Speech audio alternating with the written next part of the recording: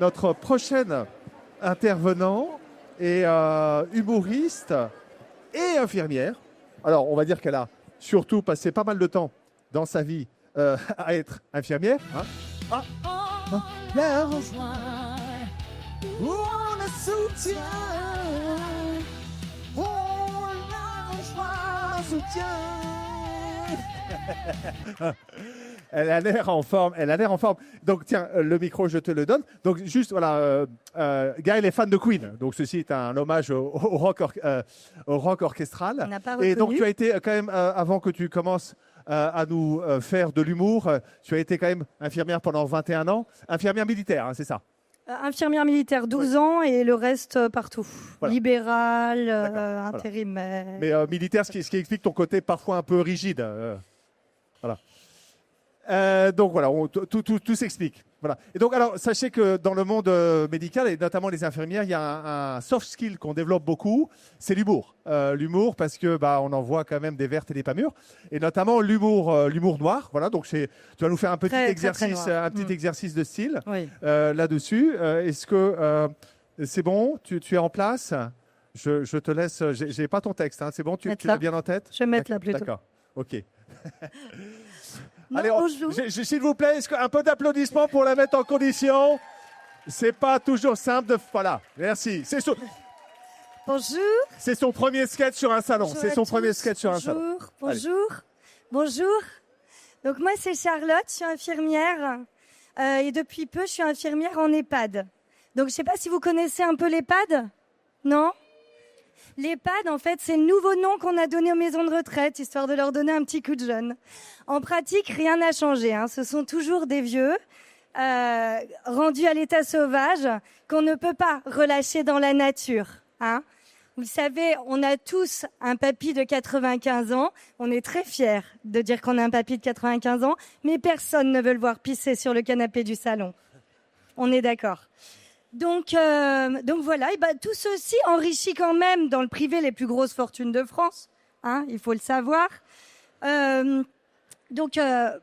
Oui, on le dit dans le privé. Oui, bien sûr. Bien sûr. On met un peu d'ambiance. Dans le reste, pas du tout. D'accord. Mais ça rassure et déculpabilise les familles également. Oui. Hein, voilà. Donc, quand on arrive à l'EHPAD, il y a un code à composer déjà. Comprenez bien qu'on n'a pas peur que des gens mal intentionnés rentrent dans l'EHPAD. Hein. On a peur que les résidents en sortent. Personne ne veut voir nos petits froissés courir les rues. Arrivé à l'EHPAD, on commence la journée à 7h. À 7h, c'est calme. Il n'y a pas un bruit dans l'EHPAD. On n'est pas pressé de libérer les monstres de leur petit lit à barrière. Alors on discute. Carmen me fait les transmissions de la nuit, tout en préparant les petits déjeuners. Carmen, c'est une ancienne. C'est vraiment quelqu'un de passionné. Ça fait 40 ans qu'elle est en EHPAD. 40 ans qu'elle fait ça.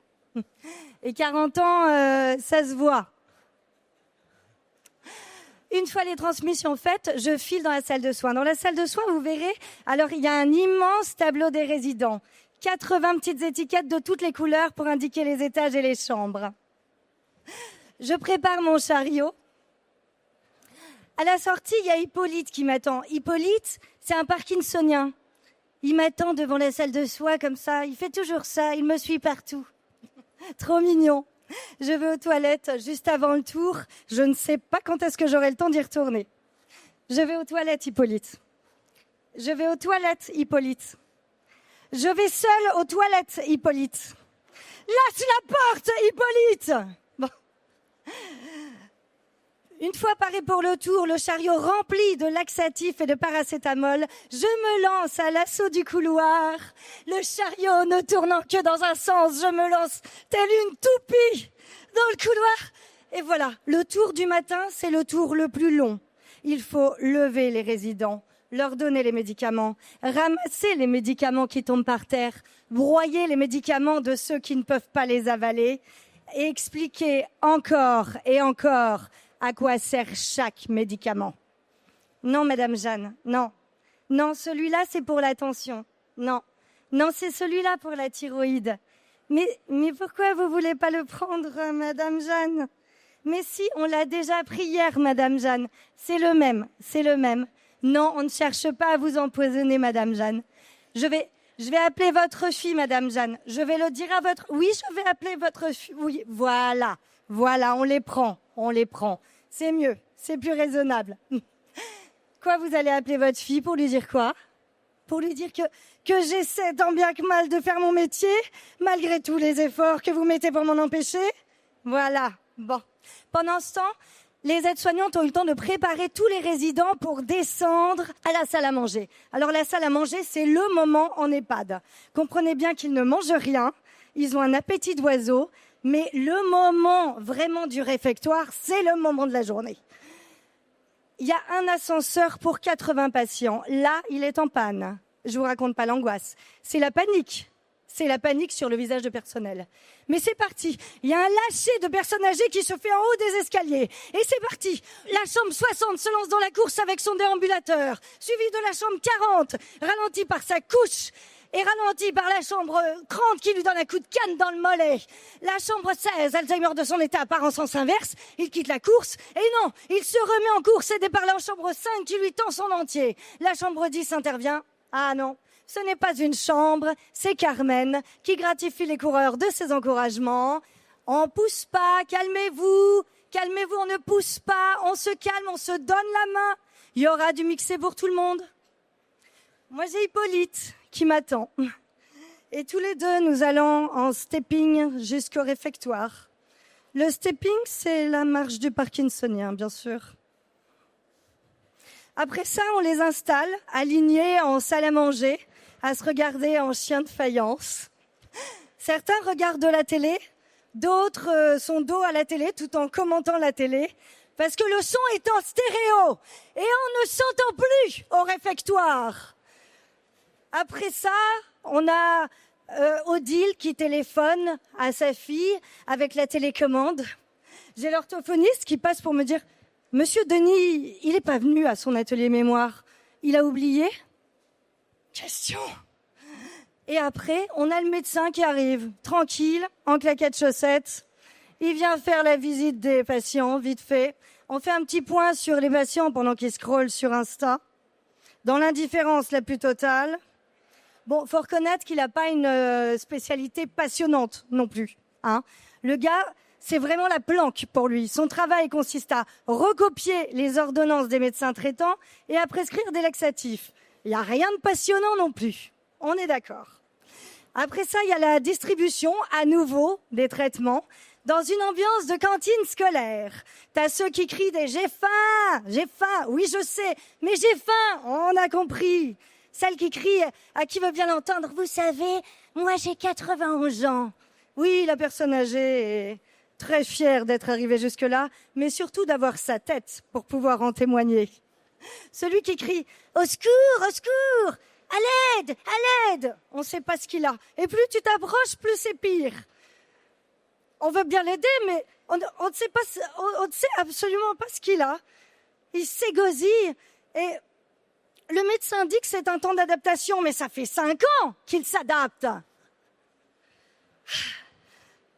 Alors pendant ce temps-là, dans ce brouhaha, moi j'essaie de donner les médicaments et d'identifier chaque patient. Parce que quand ils sont dans leur chambre, on sait qui est qui. Là, habillé, avec des dents et dans un immense réfectoire, va retrouver les patients. C'est Monsieur Roger ou c'est le chauve avec les lunettes? Je ne le reconnais pas sur le trombinoscope. Non, parce qu'ils ont, sur le trombinoscope, ils ont tous changé de tête. Hein. Il n'y a absolument rien pour m'aider, il faut le savoir. Ah, Carmen vient à mon secours. Bon, pendant 1 heure, tu les vois trier leurs bonbons. Celui-là, oui. Celui-là, non. Celui-là a échangé. Bon, tant qu'à faire, autant prendre les formes et les couleurs qui t'arrangent. En même temps, il n'y a rien pour déjouer la mort. C'est juste pour prolonger l'agonie. Qu'est-ce qu'on leur ferait pas avaler? Autant sucer de la naphtaline. Après ça, tu as le droit à une petite activité avec un café. Donc, tu as une espèce de bécasse au milieu de la salle qui crie des « Allez, hurrah, oui, tous ensemble !» La plupart du temps, ce sont des jeux de mémoire. Sauf qu'il y a quelqu'un qui joue. Alors, c'est là que tu vois quand même le caractère régressif de la vieillesse. Jeux de cubes, gros puzzles en bois. Si vous avez des jeux comme ça chez vous, pour vos enfants, gardez-les, ça vous servira plus tard. Hein. Alors tu les vois pendant 1 heure s'acharner à rentrer un hippopotame dans une poule, et tu vois bien que ça sert à rien, mais ça fait passer le temps. Et c'est déjà ça. Bon, allez, dans cette frénésie, moi j'ai 1 demi-heure pour aller manger, mais je crois que je vais aller faire une petite sieste. Ah. Quoi? Qu'est-ce qu'il y a, Carmen? Mais il est tombé comment, Hippolyte?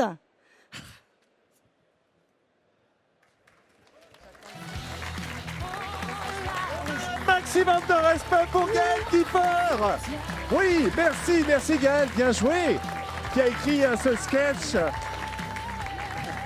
ce sketch spécialement pour nous, spécialement pour la team hospitalier. Bravo.